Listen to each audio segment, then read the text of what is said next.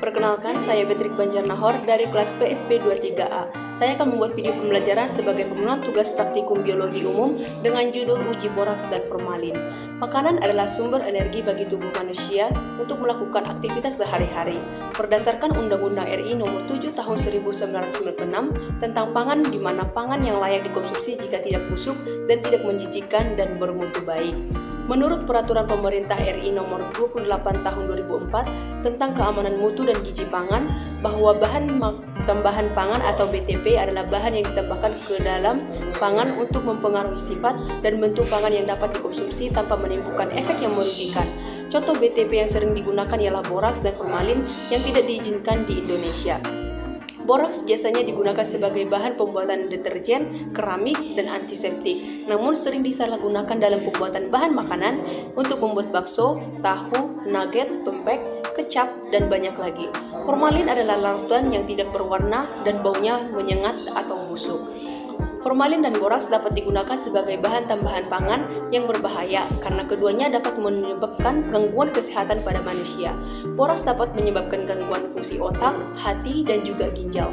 Formalin dapat menyebabkan perubahan sel dan jaringan pada tubuh. Indikator alami yang digunakan ialah 1. Larutan kunyit. Kurkumin dalam kunyit dapat mendeteksi adanya kandungan boraks pada makanan karena kurkumin mampu menguraikan ikatan-ikatan boraks menjadi asam borat dan mengikatnya menjadi kompleks warna, rasa, atau biasa disebut dengan senyawa boron sianin kurkumin kompleks.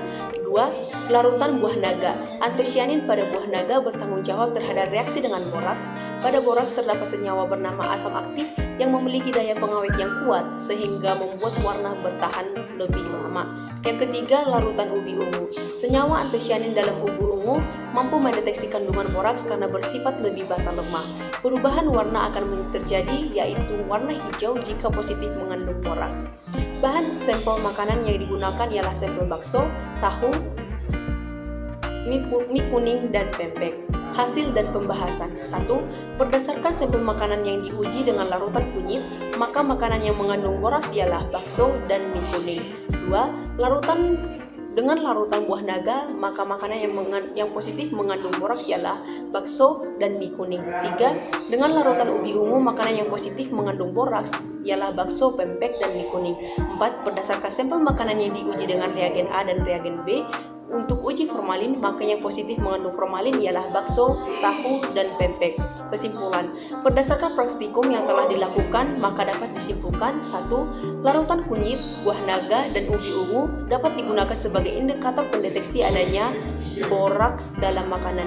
Kedua, reagen A dan reagen B digunakan untuk uji formalin pada makanan. Yang ketiga, jika positif mengandung boraks dan formalin pada sampel makanan, ditandai dengan perubahan warna yang terjadi pada sampel makanan. Demikian video pembelajarannya, saya ucapkan terima kasih.